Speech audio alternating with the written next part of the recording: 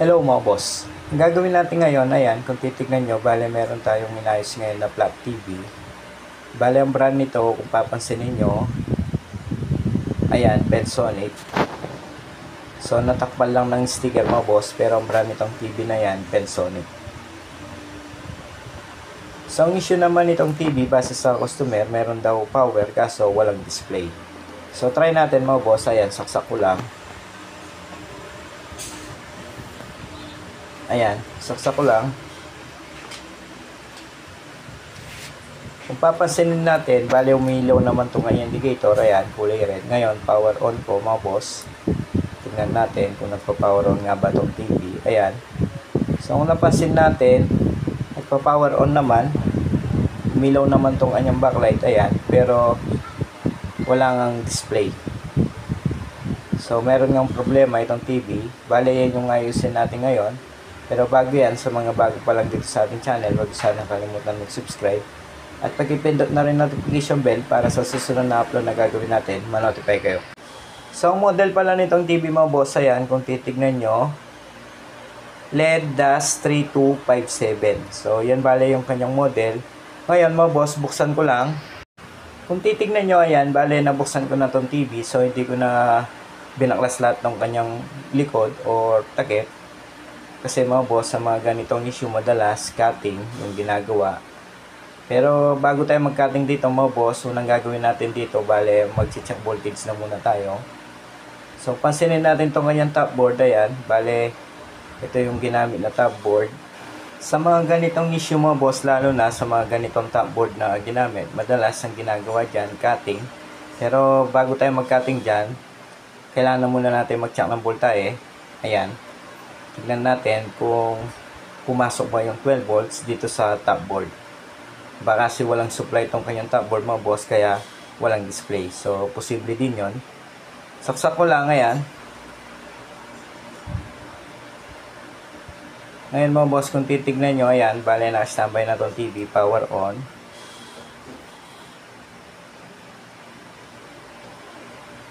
Kung titignan nyo, umilaw na rin yung backlight, ayan.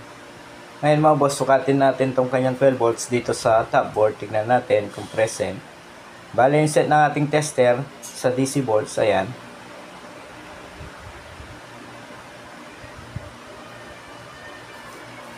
Ayan mga boss, dyan na lang tayo mag body ground. Ngayon, tignan natin kung meron bang 12 volts itong kanyang top board.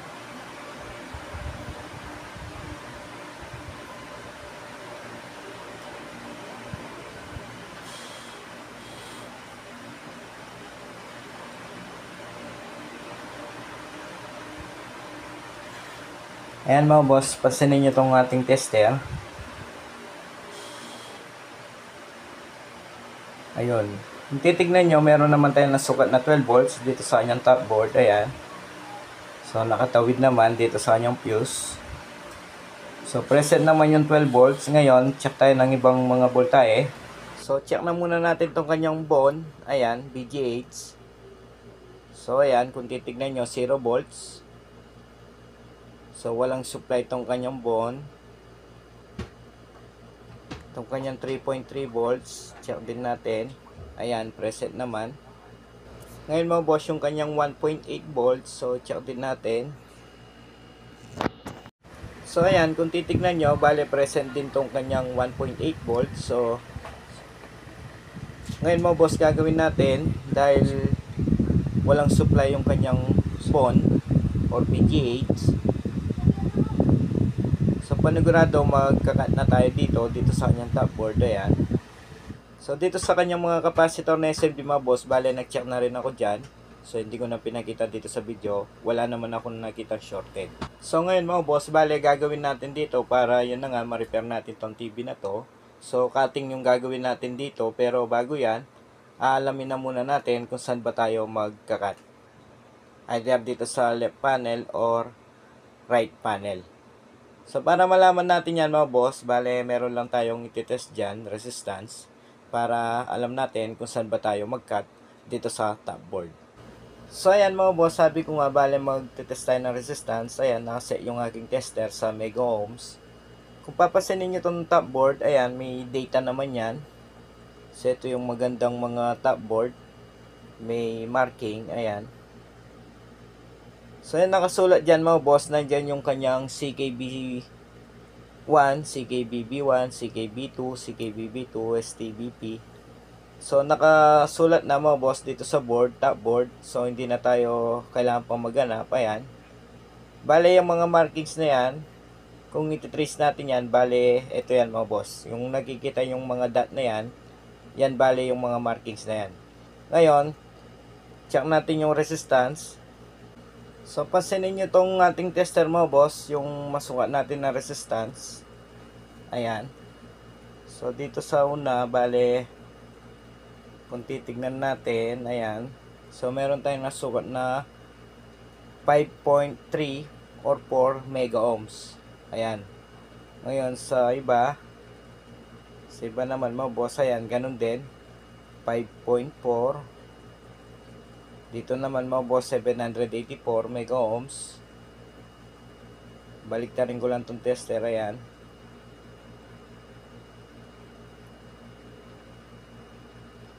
Ayan mga boss.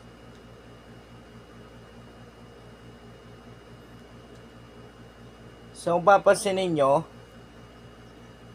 lahat ng nakuha natin na resistance dito sa mga signals, ayan, mataas yung nasukat natin na resistance. So hindi bumababa sa mega ohms.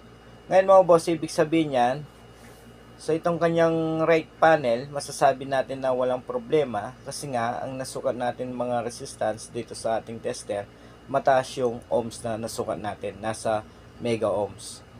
So kapag ganyan mga boss, ibig sabihin yan, panigurado ang problema nitong panel na to nandito sa left panel. Bale, ito yung kanyang left side. Ito yung right side mga boss, ayan. Dito naman sa kabila, ito naman yung left side ng mga signals, ayan. So panigurado mga boss, nandito ang problema nito sa left side. Itong right side mga boss, masasabi natin good yan kasi nga mataas naman yung nakuha natin resistance. So dahil mataas yung nakuha natin resistance dito sa kanyang right side, so ang gagawin natin, bale mag-cut tayo dito sa left side. So gagawin ko na lang mga boss para madali na lang. Bale gagawin ko na muna yan, ikakat ko na muna yung dapat ikat dito sa left side nitong top board. Ngayon after kong magawa, ipapakita ko na lang sa inyo. So ganun na lang bale yung gagawin natin mga boss para madali na. So gawin ko lang.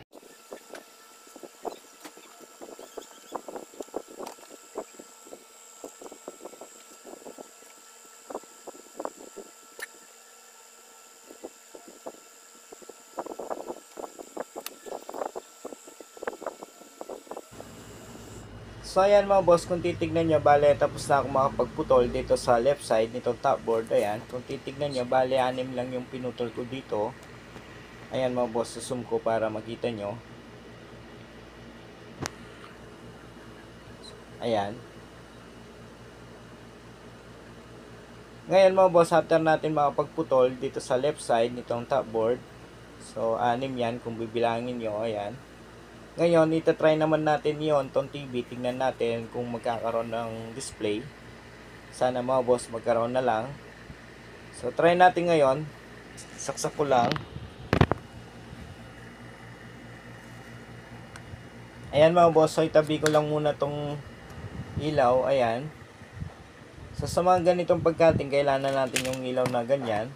Lalo na yung magnifying. Although bata pa tayo mga boss, kailangan natin gumamit ng magnifying pagdating sa mga cutting sa panel or top board. Ayan. Ayan mga boss, saksak ko lang. Try natin. Tignan natin kung magkakaroon na ba ng display itong TV after natin makapag-cut dito sa kanyang top board. Titignan nyo, ayan, umilaw na itong indicator. Ngayon, power on. Ayan mga boss, umilaw na tong TV. Tingnan natin kung meron na bang display. Ayun. So, titignan nyo mga boss, ayan, meron ng display. So, tingnan natin kung wala bang... So, mukhang malinis naman tong kanyang display. Pero ganun pa man mga boss, baliktarin ko lang tong TV para makita talaga natin yung kanyang harapan or display kung wala bang natirang mga guwit. Minsan kasi sa mga ganitong issue, pag cutting, minsan may natitirang mga lines. So yun ang titignan natin ngayon. Baliktarin ko lang tong TV.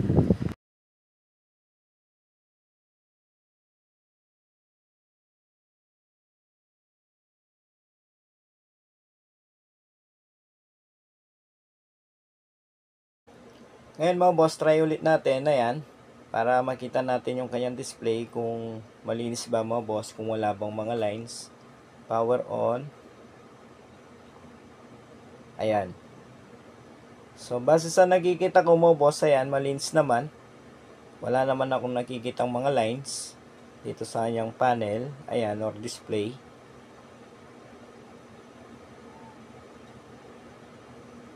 Hintayin lang natin, ayan.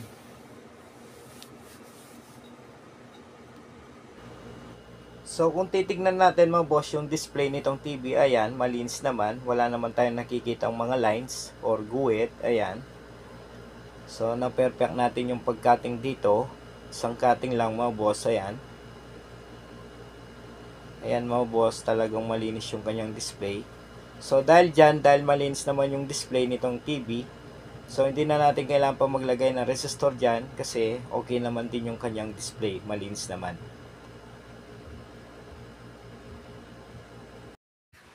So ayan mga boss, bale tapos ko na may sara tong TV, try pa natin, ayan. So titignan nyo, ayan, okay pa rin mga boss. So okay na to. So sa mga baguhan dyan, sana kahit papano meron kayo natutunan dito sa ating video. Kung meron man, huwag nyo naman sanang kalimutan i-like, share tong ating video. Sa mga hindi pa pala nakasubscribe, huwag sanang kalimutan mag-subscribe at pakipindot na rin notification bell para sa susunod na upload na gagawin natin, ma-notify kayo. Hanggang sa muli mga boss, maraming salamat.